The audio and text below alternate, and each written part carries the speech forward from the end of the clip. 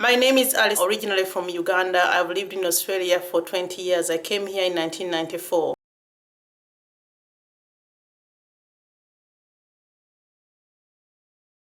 I had problems with my fertility. I suffered from infertility for over 9 years.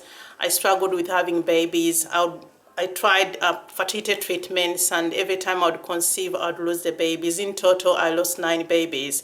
And then I read a book which said that I needed to change the diet I was having, the waters I was drinking, the sugars, and all the things I was eating, and turn it to organic foods. So I changed all the foods I was eating. I reduced the meat I was eating. I stopped having sugar. I stopped having wheat. I stopped having, actually, even milk. And within a short time, when I started this changed diet, I conceived again. And this time I was able to conceive a live baby. In 2003, I gave birth to my first son. He was healthy and live, and that was the most beautiful time for me. And then after that, I desired to have another baby, but because I received assistance before through all this process, I thought maybe it is the assistance from the hospital that enabled me to get a baby. But this time I thought, no, I'm not going back to the hospital. I just want to see how my body is functioning. I still continued on with my organic food eating. And for the first time ever, I conceived my baby naturally without any help from the hospital, and I had my second baby. And for the third baby too, that is what happened with me. As long as I continued eating the organic foods and cut out all the sugars, the milk, the meat, and everything, I got a baby girl out of it at 45 years of age. I got my baby girl, and I was so excited. But every time I changed and went back to non-organic foods, I would conceive and lose the babies. So I figured there was a correlation between the food I was eating and why I was losing babies. And that is my story.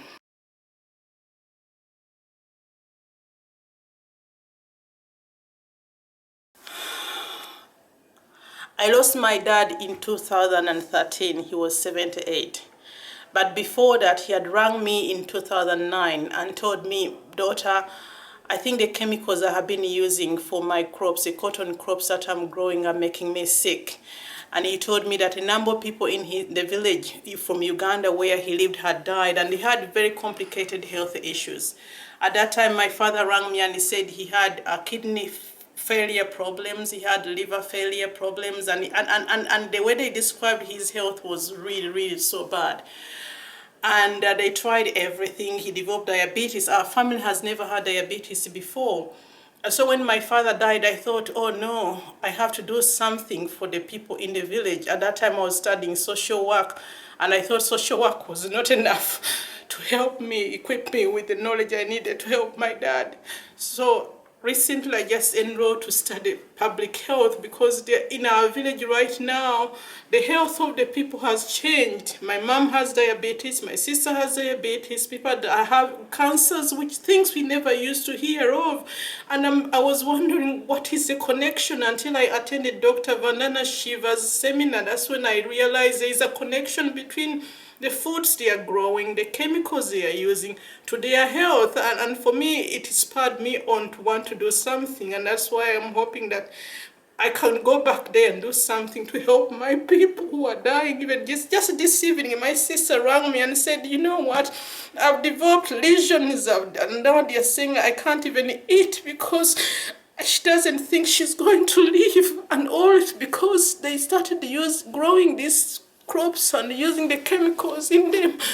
And now it's such a harsh time for me. It's so hard. I cry a lot because they're all dying young. And what kind of crops are they growing?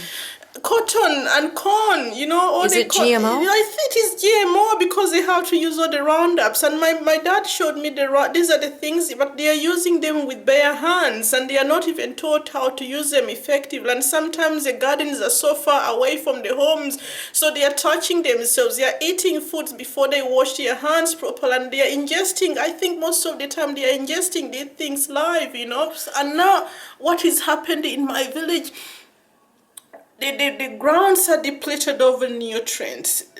Before they would grow cotton and then grow another crop after the cotton. But now if you grow another crop immediately after you've grown this GMO cotton, you don't get anything out of the ground. And now people are going hungry. There's a humongous food shortage now in the village, which used not to be there.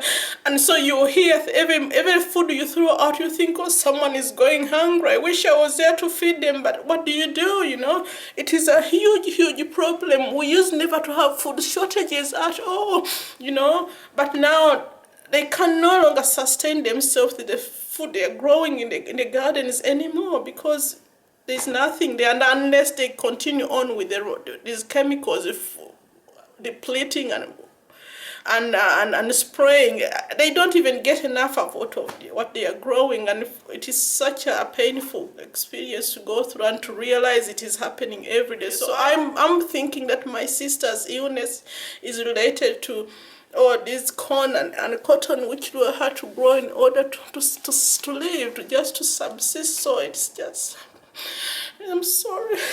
I'm sorry. I'm so sorry. Did your mother see illnesses like this when she was growing up as a child? No, my mom never had diabetes at all, but now mom had, and she's so skinny, and as skinny as anything. Now she has diabetes. My sister has diabetes, and she's scared that they're going to cut off her legs, you know. Why? You know, they're as skinny as anything. It's not from the food they are eating, you know. You would think diabetes is related to the food people are eating, but these people are not even eating enough. But now everyone is diabetes. My sister just told me the other day, the diabetic epidemic is just too big now. And it's a pain I carry with me every single day, single day. You are here learning, and you are going to share with people, and we're going to make a difference. And thank you. After the death of my father, I started talking to friends about GM foods, and they directed me to a seminar which was going to take place in Sydney, hosted by Dr. Vandana Shiva. And when I attended that seminar, I just realized the magnitude of what is happening out there. And so I decided to be a part of this group of people who are trying to make a difference in people's lives. And this evening I attended a meeting which just enabled me to understand much more what the health effects of GM foods to people.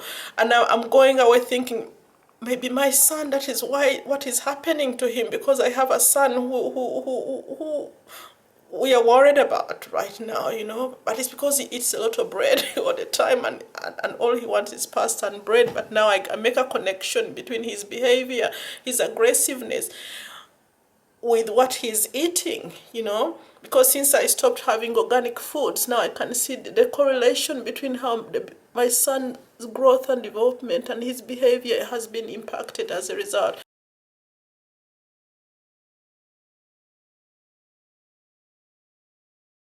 This meeting tonight for me opened my eyes so much to what is out there. I learned how it changes the hormones in people. I learned how it causes all these other sicknesses which and people can't find out what is the cause of them, you know. I learned that maybe sometimes the behavior issues we are dealing with my own son is because of the foods that we are eating and the waters we are drinking. I also learned that the issues I dealt with as a mother trying to conceive could have been related to the water I was drinking, to the food I was eating, because until I changed from eating those things and drinking the water, that is when my body repaired. Actually, my body actually really repaired, that I did not even have to go back and use fertility treatments for me to try and conceive. So I wish so many people would come and attend these meetings, because the information is out there for us to know what is happening to our health and the health of our people, and what we can do to protect our children and our future and our communities. And for me, that is the message I get out of here. And what is it that you think we need to do? We have to go back the way our mothers farmed. We have to go back the way our grandfathers farmed.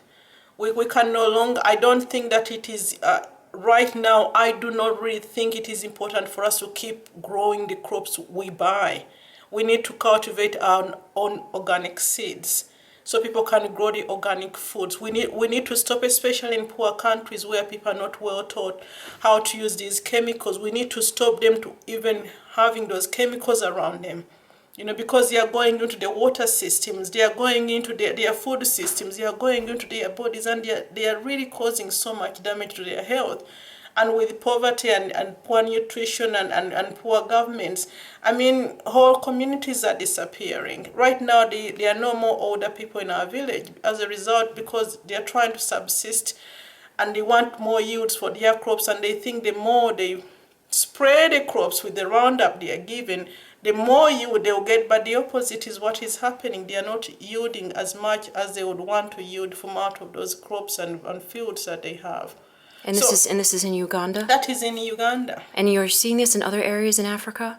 I haven't been to other areas of Africa, but I've been reading some reports from Ghana and Nigeria and other parts where there are people, a movement is rising up for people who are against this type of farming and how destructive it is to the environment and the health of people. So while I study public health, I'm more interested in environmental health, and I think these are some of the things I'm going to encounter in my course, which are going to enable me or to arm me a little bit better than what I know right now, probably to make a difference to those communities. I remember Dr. Vanana Shiva, when I asked her what I needed to do, she said, you have to take up the leadership and empower women and girls, and that is my goal right now. I'm in touch with some people from Uganda, with a managing director and a person who is in agriculture, and I've started a conversation around grassroots projects of empowering women and girls in particular, because they're the ones who bear the burden of sickness, the burden of disease in Africa, to go back and stop this. It has to be stopped. It has to be stopped. Otherwise, it's just impacting the health of people in a great way. Yes, thank you so much. We invite people to get together. The mothers across Africa can do that and come together and talk and communicate and see how they can support the communities to be healthy and to grow, to farm like your grandmothers did. Yes. Right? Yes. To farm like our grandmothers do. We always had the foods from one season to the other, but now that is no longer the option. They can't. They have less food now. Oh, less. My mom can have 2 acres of corn, and all she can have is just 2 bags of corn. That is only 200 kilos, which won't even sell. Before, what could you have before? Oh, you would have maybe like 50 bags of corn out of 2 acres. And did you grow other food too, Oh, like beans and we grew beans, we grew nuts, we grew soy, we grew sorghum, we grew cowpeas and chickpeas and all those peas now. But right now, the options are limited. There is a lot of GMO corn, I must say, but it is not yielding. It doesn't yield at all, and you cannot reuse the seeds. Right. You have to go and buy new seeds for the next season. Before you could reuse the seeds of the crops you're growing, but now with the GMO corn, you can't reuse the seeds. And these are poor people. They're really, really poor. They cannot afford to keep buying seeds every time it is a season for growing corn.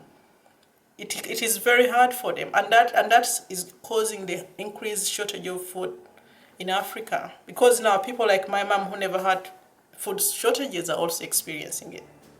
So you don't believe that the GMO companies that are selling seeds are really trying to feed the world? No. Thank you for sharing your story. Where the seeds are located is far away from where these villages are. So these people have to go there. It costs them a lot of money to even go and buy the seeds, and then come back and buy the seeds. And then you have to maintain them with the chemicals that you're and unless you use the chemicals, which they tell them is supposed to be the case, you won't have a yield. Yeah. Yeah, so it's to sell the chemicals. That's what it's for. Yeah. Thank you for your story, for your personal experience and what you're seeing. And I'm very sorry for your loss.